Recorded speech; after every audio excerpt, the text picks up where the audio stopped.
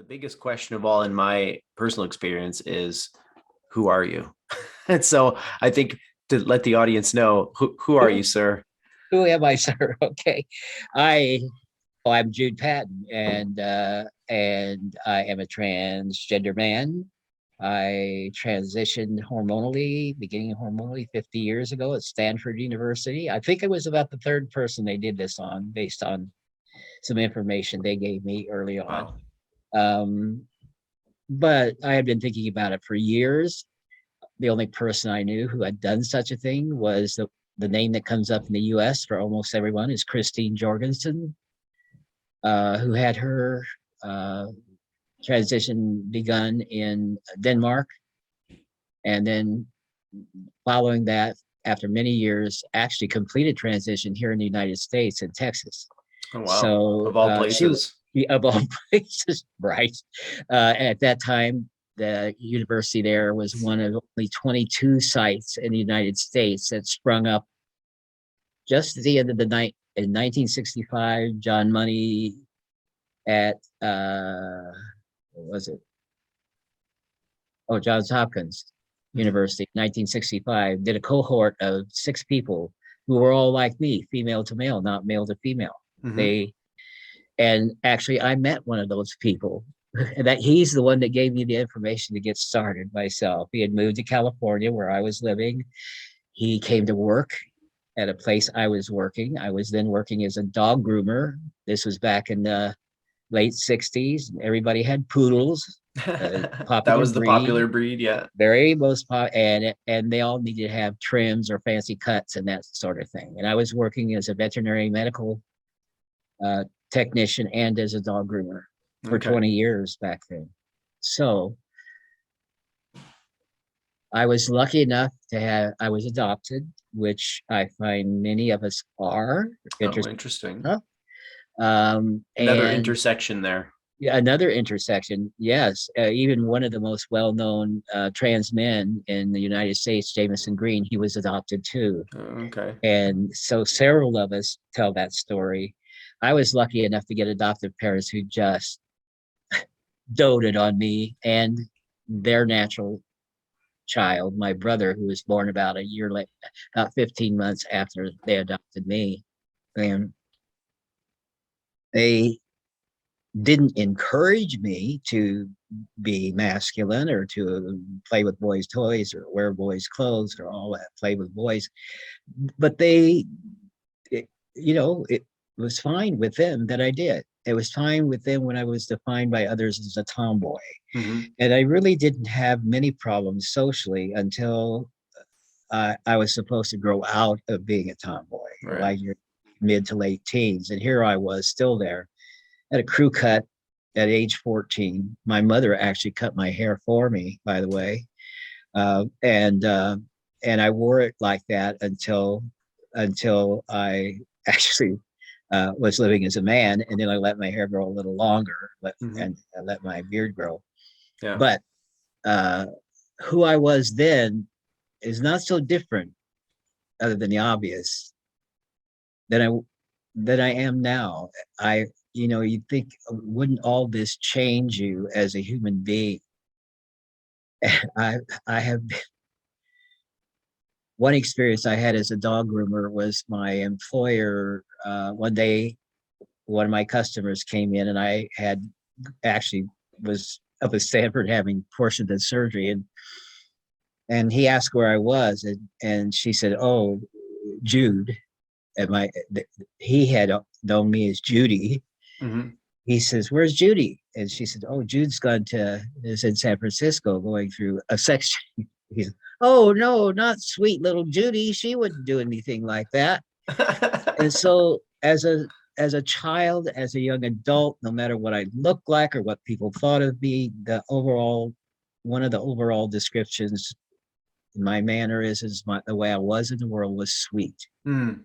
And I'm still a sweet old guy. Yeah, I was gonna say you're still a So sweetheart from what I can tell, so yeah, that's I'm good. still a sweet old guy. And those things, my values, my philosophies, my interests have not really changed at all. Yeah. Accept that. Given the It's experiences I've had, I'm more than ever. It's a mission in life and a mission and purpose to save other people from that experience of discrimination and just plain awfulness that people can express toward people like me. And that goes for any age of, we all focus on children and teens and what that means for the rest of their life. But, it happens in nursing homes too. Mm-hmm. So one of my focuses is what happens to me if I had to be in a nursing home. How can I help folks who Right. are in my cohort of aging and that stuff? So it goes back to the same thing. Yeah. I don't know if there's another me. I mean, to describe, I know that my heroes were people.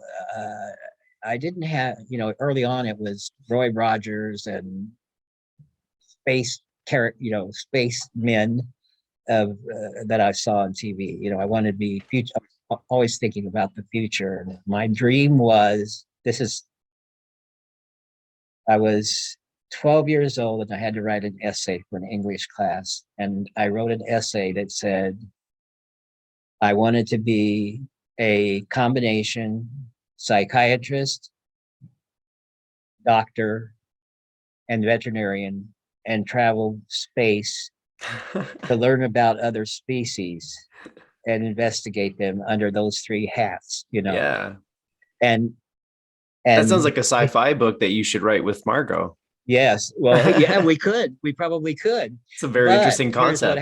here's what happened in my life. Years Yeah. ago there was a book called The Peter Principle. Okay. And the outcome of the Peter Principle is you rise to the level of your own incompetence. Hmm. So I never was a psychiatrist, but I was a psychiatric PA. I never was a veterinarian, but I was a veterinary medical assistant.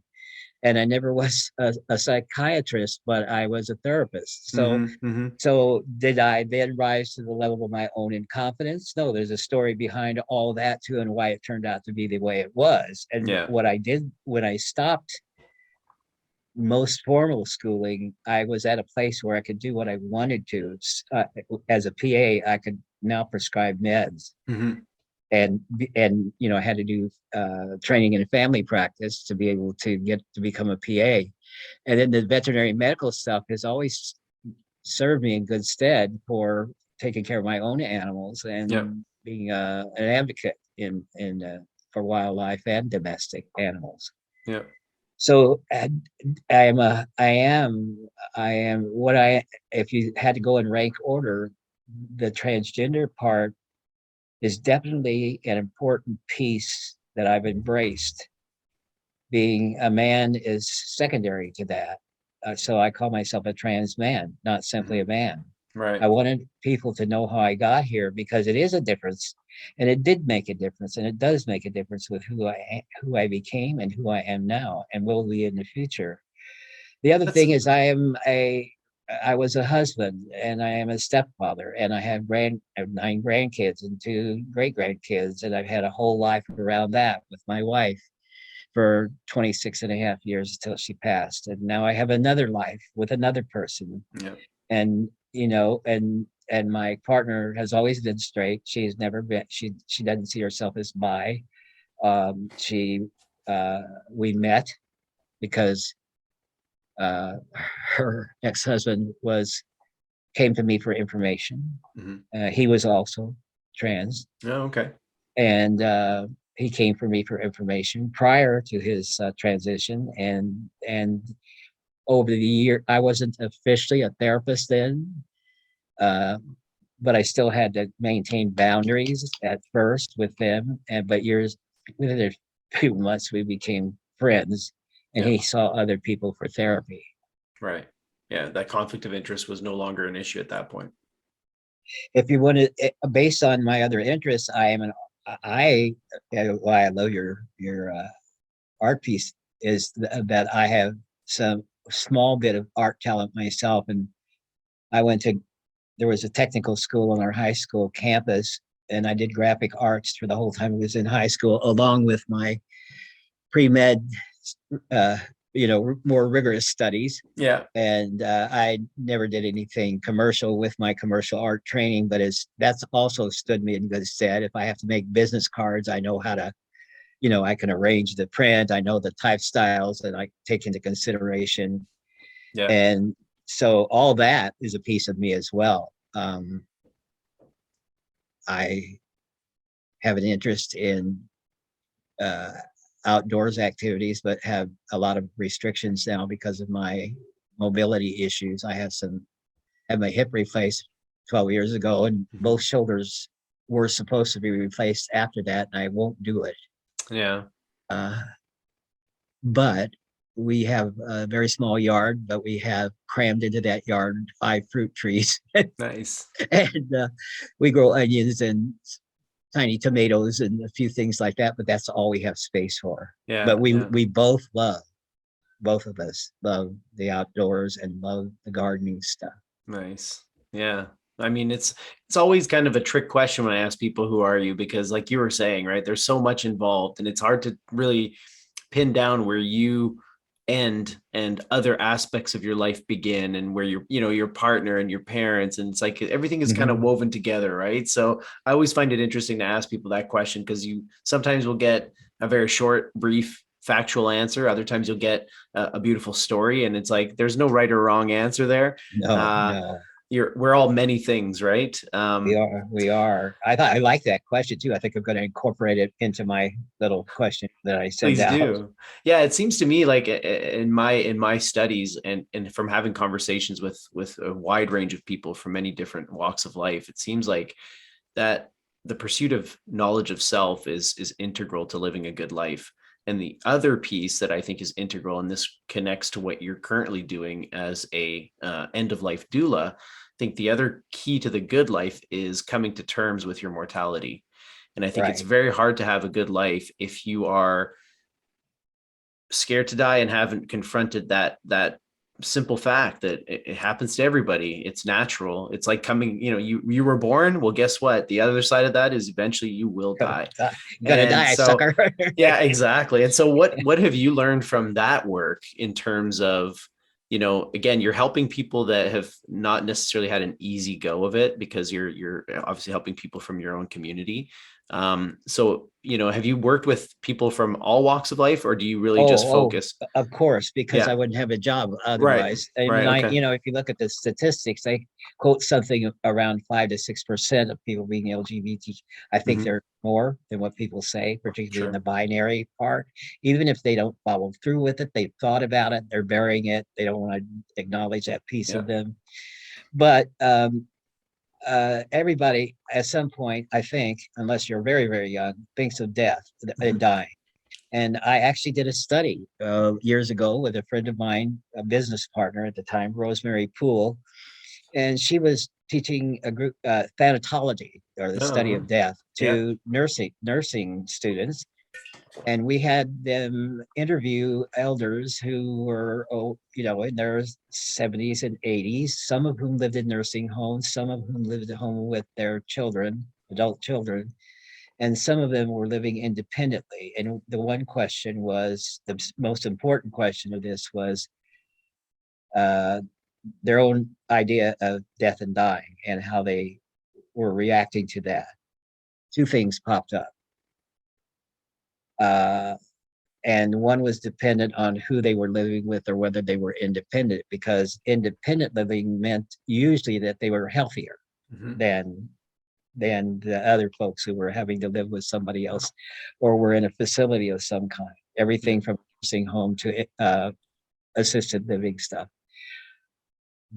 If they had a partner still living, was an independent factor. So those who had lost a partner were less happy and more willing to die Okay. earlier Interesting. Yeah. than the ones who still had a partner. Right. And the other was the difference between death and dying. Most were not afraid of death itself, but of the process of Right. dying.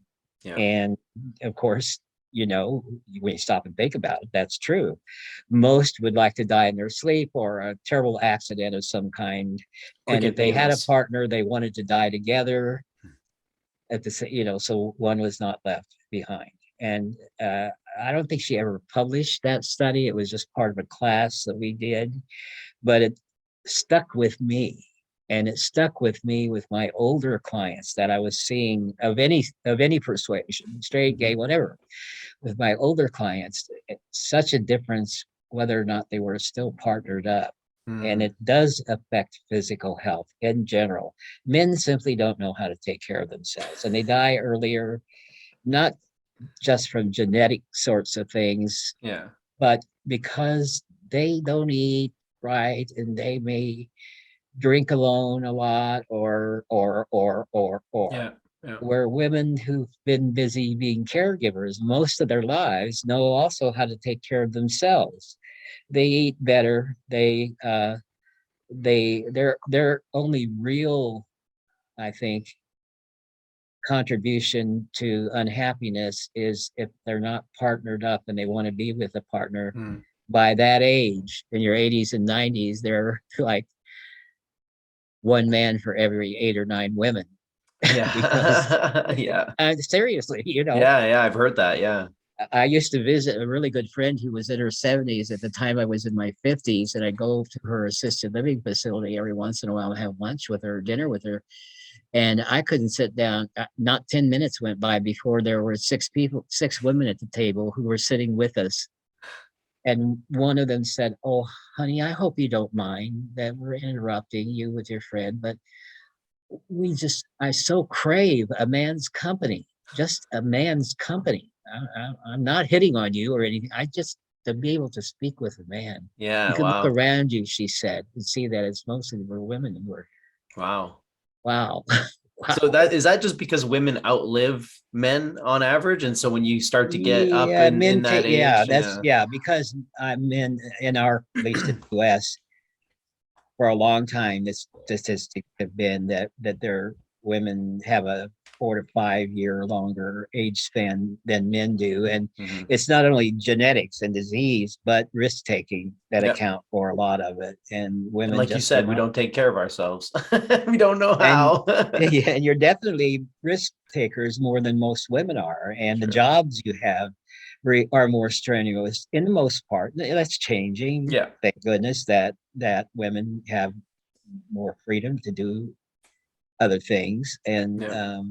but and our because of obesity alone, our our overall age aging status in the US is going backwards a little, Mm. because I think they say something like 40%, and there may be more when you start looking around in crowds, are obese, and I'm Yeah. one of them.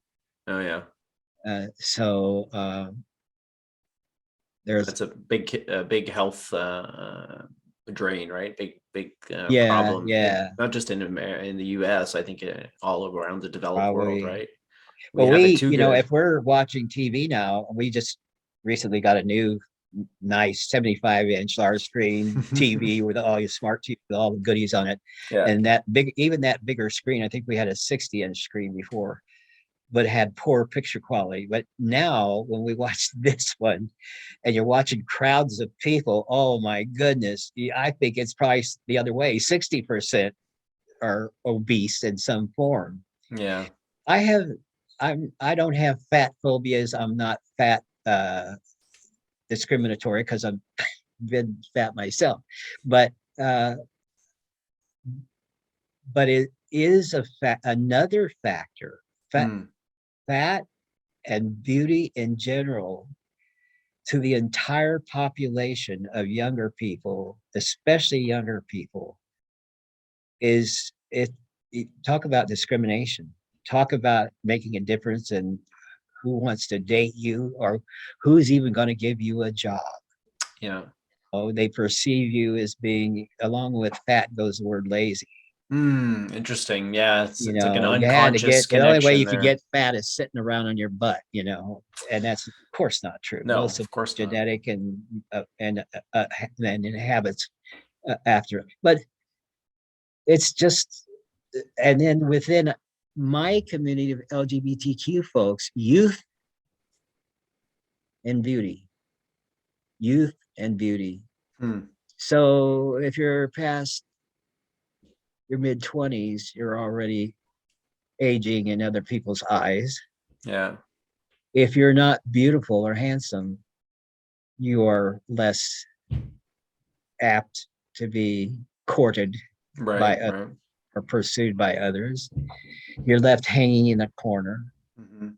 And that's true in general. Men can age and be unbeautiful, let's say, as long as they're powerful and have money. Women Yeah. will still pursue them. Right. Yeah. Not so true, or even if it was a woman who had power and money, men would pursue her, maybe. Mm. But leaving those are the two biggest factors I see in discrimination outside of sexual orientation or gender identity. Mm. But remember, I'm have a narrow focus, and I also am totally aware Yeah. that the majority of people I see on an everyday basis are people seeing me because they have problems, because they have emotional stuff Right.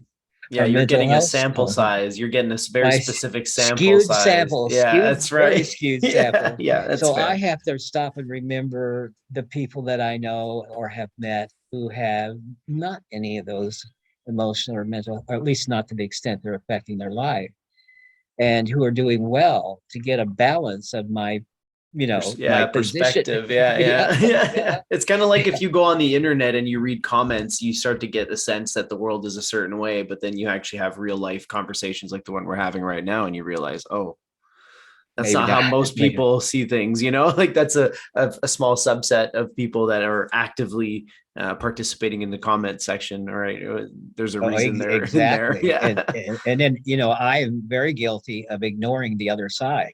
Mm. So I never watch Fox News. And Hmm. often I think I should just switch this over for 15 minutes and see what they're saying about what went on MSNBC compared to what they're saying. Yeah. Because one's clearly Republican oriented, the other's clearly the Democratic side oriented.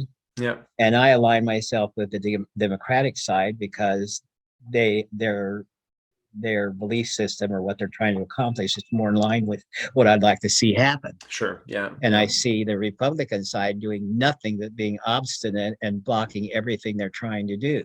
Yeah. This Being recent, regressive, right? yeah, Trying to roll very things back. regressive. Yeah.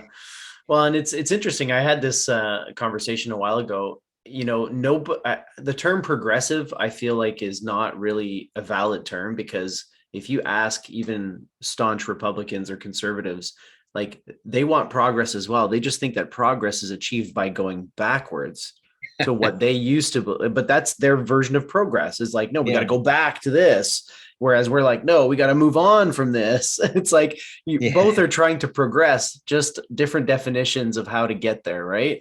yeah. You're Um, right. yeah, because I mean, no one's going to be like, no, I don't want to progress. Like, of course, everybody wants progress, and nobody would ever say otherwise. But it's just, how do you progress, right? Do you do it by going Yeah, back to traditional Judeo-Christian values? Do you do it by being more open and accepting of variety of people and demographics? Like, so it's interesting that way. But so, have you tried looking at watching Fox News or I exposed couldn't yourself a stand little more. bit? I couldn't stand more than 5 minutes at a time, frankly, myself. But I'm Yeah. aware of, and again, on my, I don't, I am lurking on a couple of other social media where I make no comments at all. But I use Facebook primarily for education to Mhm. learn about what else is going on in the world. I don't use it for personal stuff at all. Yeah. I think you're crazy if you do put personal comments on any social media because it come back to bite you. True. Uh, but um, but what I do have, again, it's because I friended usually an organization as opposed to an individual. Okay, Hmm. so I hear about something, then I see if they have a Facebook page or more likely, hopefully not Facebook, but a actual website Yeah. to get most of my information. And so in that way, though, I'm focused on what interests me, and I Yeah. don't get the other side. And unfortunately, when I hear the other side's perspective, I'm so against it that I'm talking to the TV and the computer all the time. You, you know, you blah, I blah, blah. I And think my partner I think says, it's a "You're talking ploy. to the TV set. They can't hear you." I think it's a ploy. I think that they because I mean, you said it yourself, right? You align more with the Democrats. Other people align more. You got two choices, two Yeah, perspectives to choose from. It's a false dichotomy, but they keep tricking us into thinking we only have two options. And right, in my right. personal experience and my studies, neither side is good. One, in my opinion, is worse than the other, but neither one is doing good. No, Neither neither one one is, is. they're foreign wars and arms deals and Oh, Wall no, no, Street no, no. corruption. All that stuff it's a bipartisan opportunity for these things, right? Like It's a they're all money. corrupt. If it lines their pocket with gold, whoever they are, you Yeah. see that the corruption has. It's always been there. If you go back to the old headlines, no matter in every form of government, from the city council member on up, Yep. and there are very few uh, honest politicians. Then last night on MSNBC, one of the commenters, they were talking about the lady that just gave her, revealed, the person was close to Mark Meadows, the one that just testified, and they're still talking about that. And the one person brought up and said, she says, "Oh, they're making such a big deal about her revealing all this stuff that they knew what's going on." And she confirmed that. But what was she doing working for them in the first place? Why would she ever work for people like them in the first place? And I thought, she said it right. She said it exactly the way I think. Yeah. Don't give her, yes, she deserves credit because she's outing all the behind the scenes corruption that Yeah. she witnessed. However, what the hell was she working for people like that? She's Well, just she as may not corrupt have as they known, are. right? Yeah. She's just as corrupt as they are. If she shields them or Yeah. believes the same way, is doing the same shenanigans or supporting them and doing theirs, Yeah. for heaven's sake. Yeah. Well, it got to a point, obviously, where she couldn't tolerate it anymore. She hit her limit, right? So at least there's that. But Yeah, yeah. yeah, it just seems to me like such a trap, right? Because like I'll Mm-hmm. talk to, like, I had a friend who was a Trump supporter, and anytime I would critique Trump, he'd say, "Well, what do you prefer, Hillary?" And I'm like, "No, I don't prefer either of them. I'm just telling You're you, right, Trump's an right. idiot. I'm Well, not saying that that means I have undying love for Hillary Clinton. I'm just saying Trump's an idiot. That's all I'm yeah, saying. He's a liar. Like we're not talking, but they're always like, well, if you're not for this, then you must be for that. And it's like, no, right, exactly, I'm not right. for either of them. Like I see them both for what they are, and I'm just calling it like it is. Like, but a lot of people get pigeonholed, like they get kind of like forced into one side or the other. And to me, that's the worst place you can be, because then you're trapped. And now it's like, well, now I have to defend the Democrats, even though, like you just said, they're corrupt too, and they've done terrible things. And you know what I mean? So it's like, why don't put yourself in that position where all of a That's sudden you have to right. pick a side, right? Be on your own side or the side of the That's people. right. I used to register as an independent, but you don't Yeah. have to do that to still have an independent vote. And I Yep. don't vote a straight ticket either. If I have a Mm-hmm. local, I tend to, for the larger offices, pick Democrats. But Okay. but That's if fair. there's clearly superior platform by a governor or even a president elect or president who's seeking election, Mm-hmm. I would change parties if I thought that were so. But they're also corrupt. They say whatever they think you Yeah. want to hear, and then they do the very opposite once they achieve office. Yeah, yeah, it's pretty blatant too, and it makes me think, like, if I my boss said, "Hey, you want this position, it entails doing X, Y, and Z," and I'm just like, "Oh yeah, I'm going to do X, Y, and Z. I'm going to do it so well, you'll be blown away by this." And then I get the job and I do A, B, and C instead of X, Y, and Z. I would get Right. fired immediately. These Yeah. guys, it's like, There's no, no it's way to par for the fire these. course. Yeah, there's no way to Yeah, fire these guys or yeah, girls once they're in office. yeah. And that's what the big objection I have to the current Supreme Court now. Hmm. They've loaded it with conservatives Yep, and pro-religious right yep. folks, and some of whom, like Kavanaugh, have committed their own sexual crimes and so on, and yet they're allowed. And same with Donald Trump and all his sexual escapades with Hmm. women and so on, and Thomas, who's on the Supreme Court. All those folks should never have been elected or appointed. Yeah, If they are treating women that way, no. And yeah, yet and Bill Clinton, he was a Democrat. I could say, okay, what do their sexual proclivities have to do with how they'll run the country? yeah. Well, the only thing people worry about are they so secretive that they could be blackmailed and in that way Yeah. contribute to whatever Yeah. that's Security breach or something. Yeah. security breach. And Yeah. I have had, by the way, especially in the early years of doing therapy, a lot of my clients were straight cross dressers, Mhm. men who were married or and who had prominent position in their Oh, field of work or in the community, yeah. and some were government employees. And I've had the Secret Service come to me to investigate them, and Wow. my one shield for them was, if they're here seeing me and are admitting to even one person like me of their proclivities, then I don't see them as a blackmail threat, Right. because they are talking about it to someone. If they weren't, and other than that, the information they've given me, I it gives no indication that that I've come up with that I think that they'd be a threat to the government. Right. All of the ones I was interviewed for got to keep their job. Uh, That's a good sign. but I'm also, and there's only so much we can reveal as a therapist, but they Right. can subpoena us and put it. I never had to go to trial Oh, that's good. for one of Yeah. my clients. That only once did I go to trial, and it was for a client who was unhappy with their top surgery and wanted to sue the doctor, and I was Okay. on the client's side, or they asked me, and then the the attorney for the doctor brought up the fact that I discredited me by bringing up the fact that I was trans myself, and surely my opinions were colored by my own experience, and blah blah blah blah Mm. blah.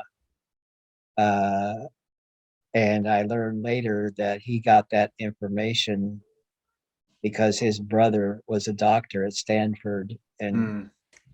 Where you had the surgery yeah. used what Yeah. was supposed to have been secret information. Wow. Under the Dirty. hip, other the HIPAA, this doctor snooped in records, came up with my medical records, and told his brother attorney about my Wow. past. And it did influence the judge, unfortunately, and my client lost their case. Mm. So It's like you're an expert witness. It's not that you're yeah, on biased. that It's that you have a in background that when there. I was called to be an expert witness for my client, Yeah. and they were trying to discredit me, and in Yeah. fact, that this whatever it did influence the judge enough that my client lost the case. Mm. Now, on the other hand, my client was totally deaf, needed an interpreter, and was very non-savvy about Mm. any. He was like a little child almost Yeah. in his cognitive ability, and he just didn't understand. He thought he was going to get a perfect. I go for something like that. I know what the risk is. I know there's up to several factors whether you're going to have a good outcome. The Yeah. least of which may be your doctor's expertise. Wow. Yeah. But he didn't know that, and Right. Well, and he. how long ago was this? Was this Oh, a this is fair? way back Yeah. when this had Way to be. less education and way less Yeah, just knowledge in general about about that kind of stuff. 35 years Oh, ago. wow. Yeah. I could say that the doctor who did most of my surgeries was an expert in the field that existed at the time, Hmm. even though what he did was very early on. Those techniques there have been new techniques added, Yeah. but of the type surgery he did and the techniques he used all the way through top and bottom, that I could stand next to somebody and have a reveal party and be in great competition with the outcome Wow. compared to theirs. It's not that much different. Yeah. It's that not that awful, but it is compared to uh, trans women who've been through surgery. Theirs can be so perfect that a gynecologist has a hard time telling. Really? Yeah, I mean, it's true. Wow. I have a little story about I won't. The surgeon is now deceased, but he used to. I remember going back in the day before we had PowerPoint. We had slideshows. He brought two canisters of slides, two Yeah. screens. On each one, he showed what I call split beaver, but a Beaver. woman spreading her legs with her vulva obvious, Yeah. And he says, see the picture on the right? That's God's work. Or the picture on the left, that's God's work. Mhm. See the picture on the right? That's my work. And I defy you to tell the difference. And you couldn't. You Wow. couldn't. Wow. And then for externally. Yes, Now, when sure. you go to they don't spend a whole lot of time. They create a canal for Yeah. intercourse, but they don't spend a lot of time with fine tuning on the inside, only to make sure that it's useful and usable. That it doesn't Yeah. has a tendency to close down. If it, Yeah. if you don't use it, you lose it, kind of Right. stuff. Right. Yeah. And so, but externally, what they can accomplish is just amazing. With the Hmm. guy's surgeries, there's always, depending on what type, there's scarring, and then there's more scarring. Mm. And Interesting. yeah, so, and the cost right now, probably you can still get, if you're male to female, you can probably still get your surgery, bottom surgery, even with breast implants, around 20,000. But if you're a guy and want the whole works with the new procedures, it may be 150,000. Wow. That's incredible. That's But a big price difference. yeah, and now, well, there are so many procedures involved. Somebody said it's easier to dig a hole than build a pole. Oh my gosh, yeah. So, do you mind if I ask? I know if this is too personal, and obviously, I'm just interested in the mechanics of it. So, did you have the full surgical Oh yeah, procedure, oh top yeah, and bottom? Okay, so yep, you've yeah, you've actually gone through the process that you're saying is more difficult, right? The you right. Oh yes, they've built yeah, you a pole, if you will, and yes. so They built me a pole. do you mind like walking me through sort of what's that procedure like? How many is it, multiple procedures Oh, or it's multiple. It's yeah. even more in the most inventive procedures they have today. It may take 5 years total of years. Simply, in either case, they're taking donor tissue from some area in your body. It may be Mhm. from your abdomen, from your thighs, inner thighs, or even the outer thighs. It may be even from the back, your back. It could Mm, be almost anywhere that they take the donor tissue. But then what do you where you get it from usually has to be drawn together with stitches, and it leaves an ugly scar typically, and it's uh, visible to any partner. mhm. Um, and some of those procedures, are almost all of them, require, all of them, I will say, require skin grafting. So now you've got a donor site that's even bigger and Oh has wow. more scars, whether you have it from your arm. Typically now they take it from the, mine was taken from the abdomen, but Hmm. now the most sought after procedure, because they can get more muscle, they can get nerves and more blood supply from your forearm Oh than they wow. from where my procedure was done. But there isn't a whole So lot it in just your raising up forearm. that, they raise up that tissue, they Hmm. undermine it, and I can't show you. They undermine the tissue on your arm. If you, they usually use the less dominant hand Yep. side. So if you're right-handed, they'll use your left side. Yep. They will undermine that tissue and then take a skin graft from somewhere else and wrap it around that tube that they form a tube within a tube Okay. for a conduit for urine to Yep. come. And then that has to all heal. Okay. Wow. And then when they release that at one, they have to release that from both ends and get it placed in your crotch, right? And hook up all that tube to the existing equipment, including Wow. the urethra, so that the urine can now travel down the tube, Hmm. come out the end. They have to shape the head of the penis so it more resembles, and almost everybody is appears to be circumcised, Mm. not uncircumcised, so they Yeah. get that effect with their cosmetic part of the thing. Yep. And you can have surgical implants very similar to what infinite men may have for Okay. erection, because it's not going to be, it will never have the kind of blood supply or mechanism in that tube to that a normal penis has. Yep. Um, so there are a lot of complications with some people with the urethral portion of that. getting fistulas or holes along the underside of the penis. And Hmm. so some people have to come back for multiple Okay. procedures to repair that over time. Wow. Some people and many people, and certainly the growth, the increase in non-binary and gender non-conforming definitions and identities mean that a whole lot of folks don't even want bottom surgery on Mm. either side of this issue. They are happy with what they have. It feels good. Yeah. They have partners who are interested in the same thing, and Yeah. who, you know, pleasure is pleasure, however you can pleasure yourself or another person. Yeah. And so I'm being general, and I choose not to be specific about myself, but I've Hmm. been through all those surgeries. I know what happens with it. Depending on, how can I put this? Depending on your own partner's previous sexual experience, I'm talking about a female partner for me. Yeah. If she's had babies and pelvic floor and everything else their baby has gone through there, Yeah. typically she's a little bit larger.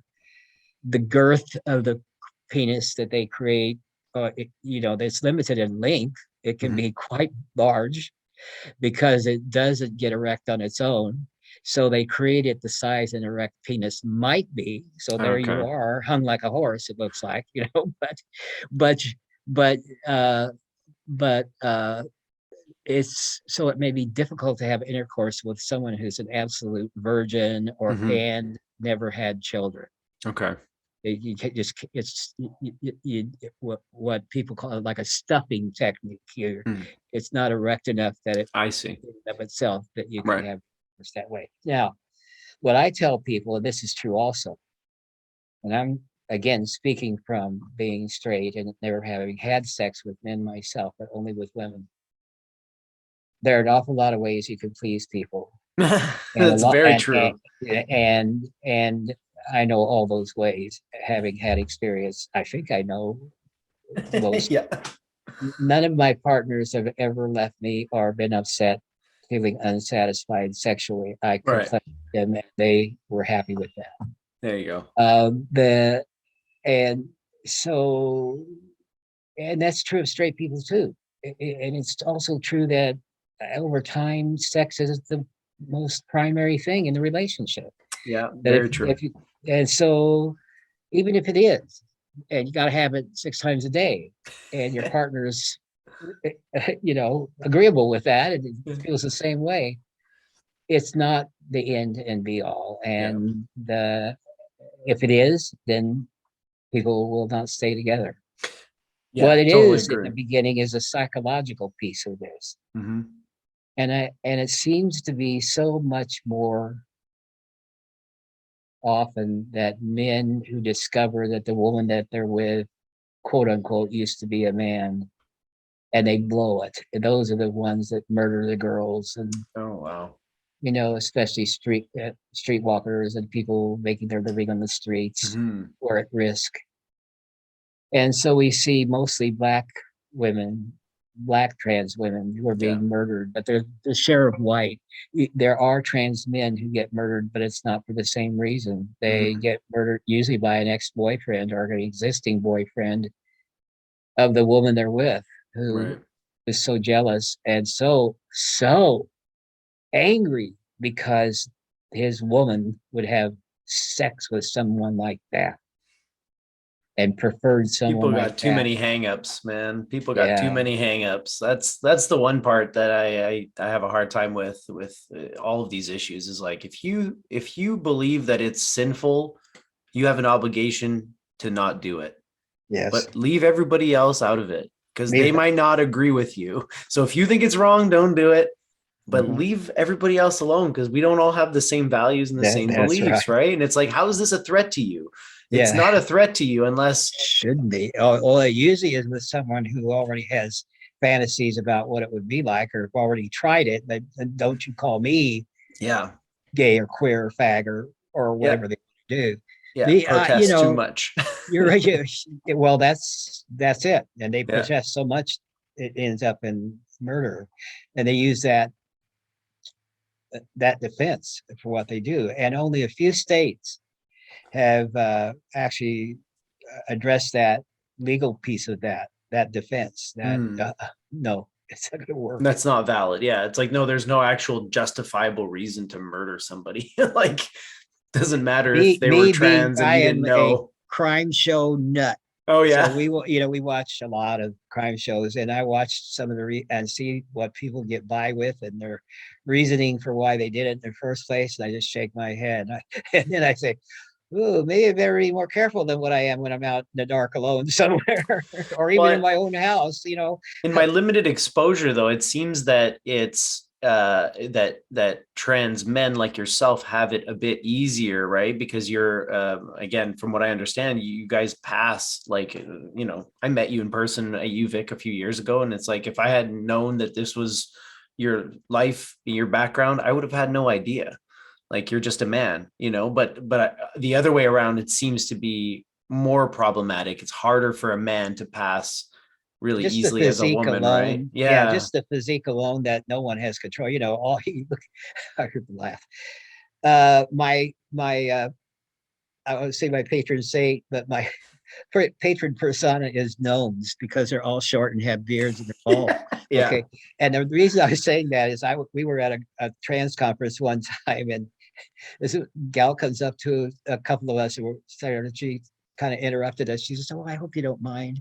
She says, "But is this a short man's convention?" And we said no. The other one, we were on the same at the same hotel at the same time, was people who believed in alien adventures, being possessed by aliens and all that, Okay. are Yeah. are carted off in a spaceship somewhere. Yeah. And I thought, oh wow, talk about two different kinds of fantastical sorts of ways of beings or beliefs, it being in the same place at the same time. That's funny. My thing is, and it's in my head, was I mentioned before, I was still a sweet old man, was I think to myself, my neighbors feel the same way that you just expressed. They don't know. They don't know. I have no reasons to tell them. I'm not deliberately keeping it from them, but there's No.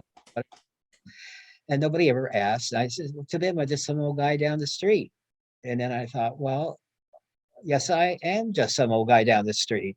But how I got to be that some old guy down the street is what's the difference is. Yeah. And I do know from experience that sometimes I could have been that sweet old guy from down the street for 10 years. And the minute they find out my truth, they will have nothing to do with it. Again, another mind-boggling thing to me. It's like this person, like it's irrelevant whether you Should be. were born a woman, a man, whatever. Like it's irrelevant. If I know you, I know your character, I know your personality, your principles, your philosophy.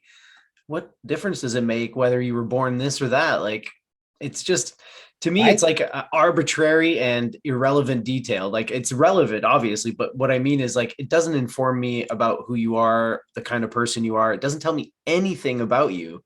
Just one little fact that you were born a woman and now you're what you truly are on the inside, a man, right? So but that somebody would just like disavow, or just You're walk right. away What from you a are, relationship. It's disavow you like, as a human being at all. Let even consider that. I will say that one of my friends who is a psychologist, he's had 3 annual events over the last, let's say, 20 years in Malibu. They'd rent a place that's for outdoor sorts of gatherings, usually spiritual type of, not traditional religion, but spiritual type of gatherings. And it has an outdoor kitchen and it has a big platform nice. that you can have speakers, and then you bring your tents and you stay there for the weekend for 3 or 4 days. And it's all trans men. Okay. The first one of these, and subsequently at each other one, we would, after our day of activities, we would have the relaxing in the evening, and we would have s'mores, right?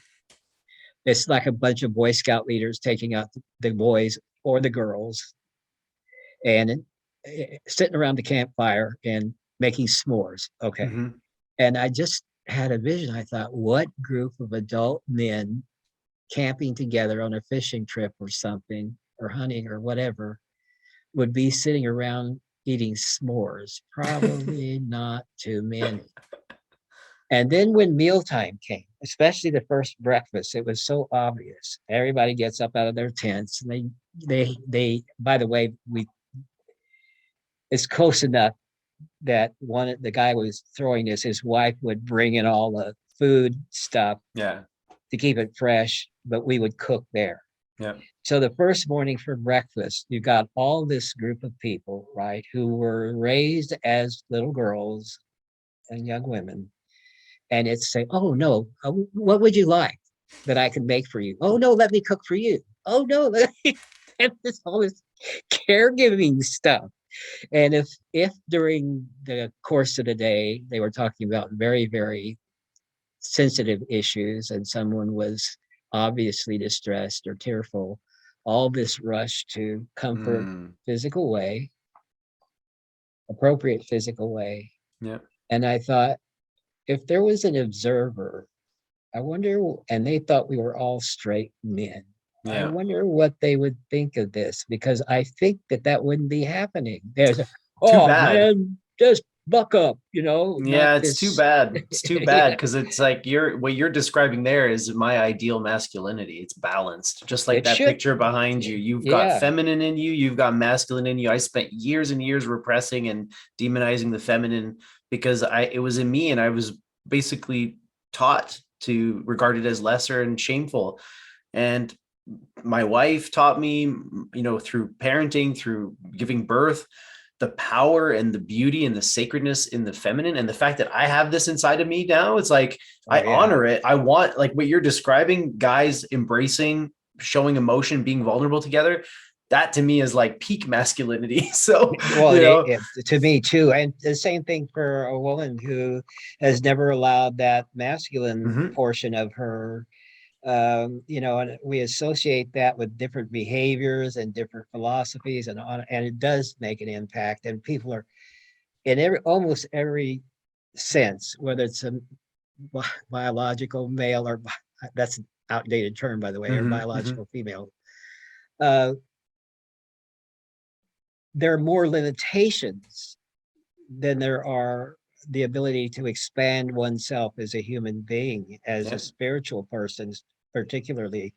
And I'm atheist by the religious sort of thing, because there's not a lot about traditional religion that appeals to me. And I think it's so negative and so confining that I don't want any part of it. And that's one part of the political scene in the United States.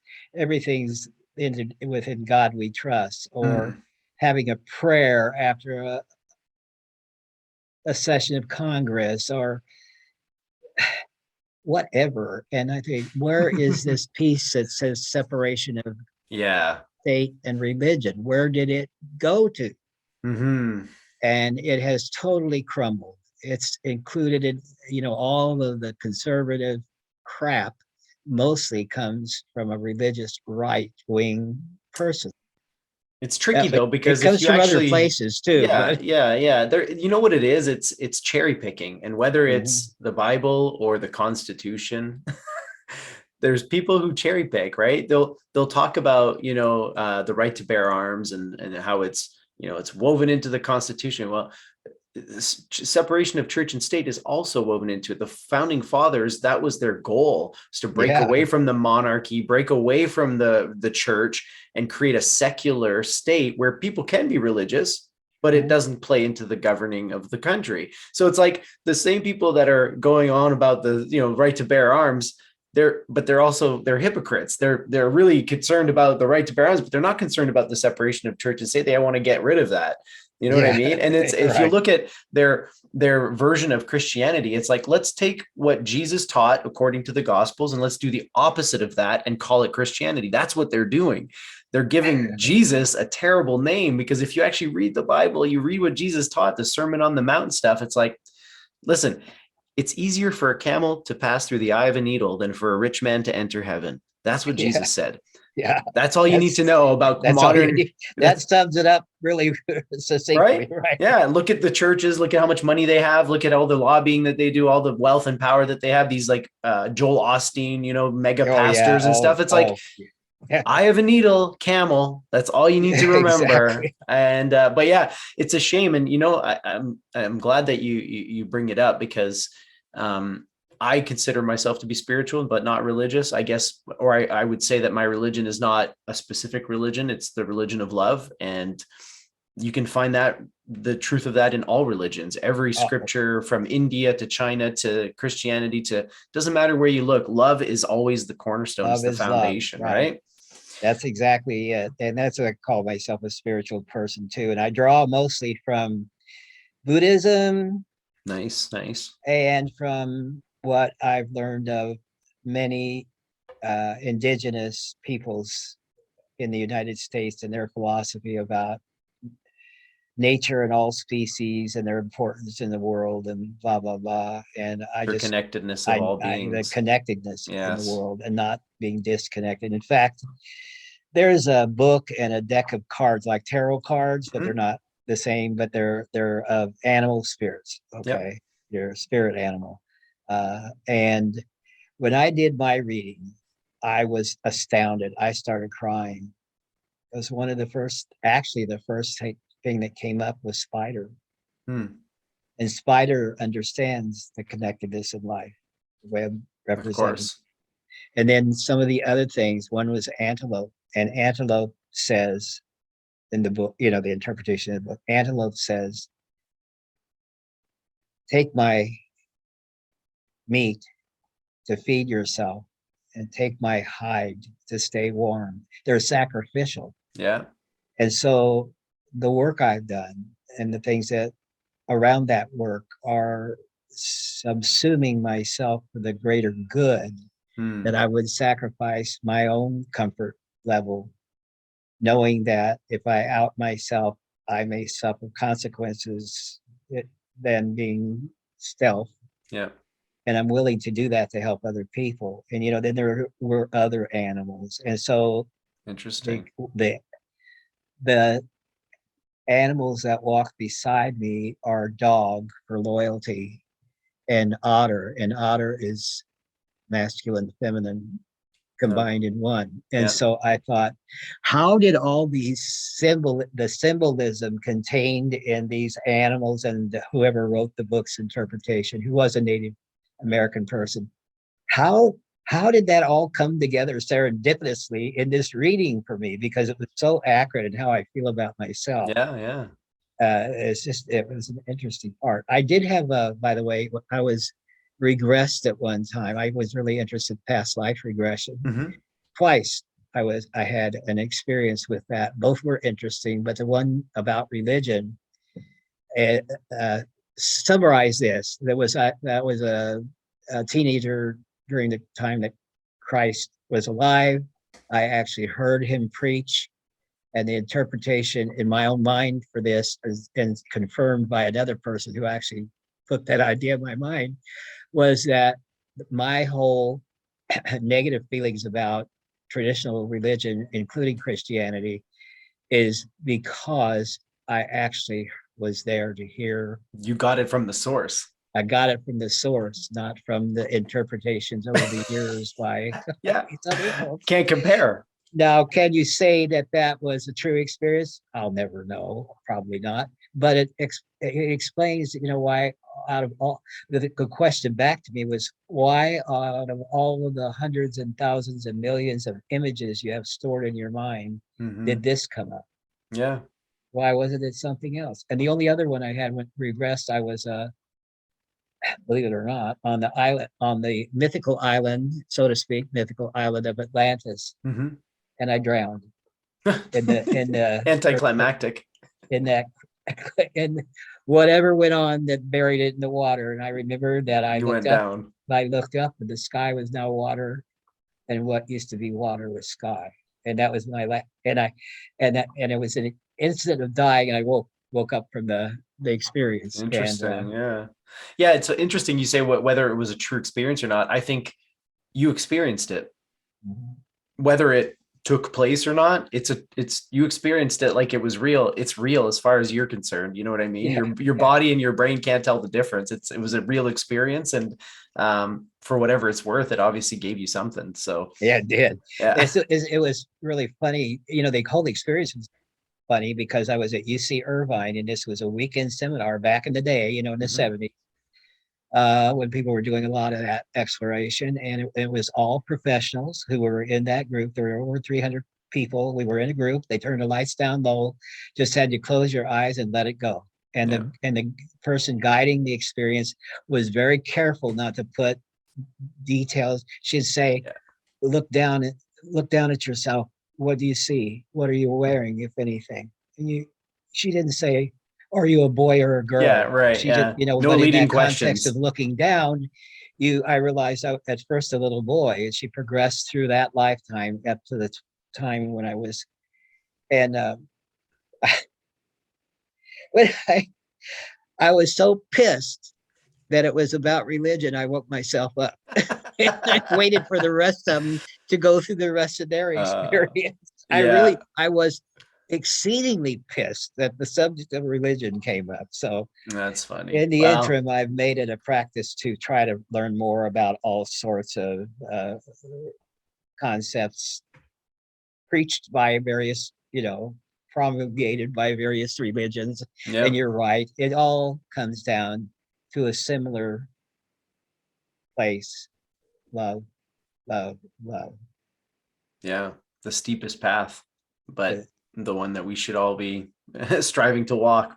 Yeah, it's a tough one, but I mean, you have a beautiful story, beautiful energy. Love talking to you, and before we log off, I was hoping that you would share maybe because you're obviously dedicated to helping people, all kinds of people, right? But specifically people that have been through some of the experiences you've been through. So if anybody like that is watching right now, whether they're young or more aged, wherever they are on their journey, what would be some parting words of advice or wisdom that you'd like to share with them?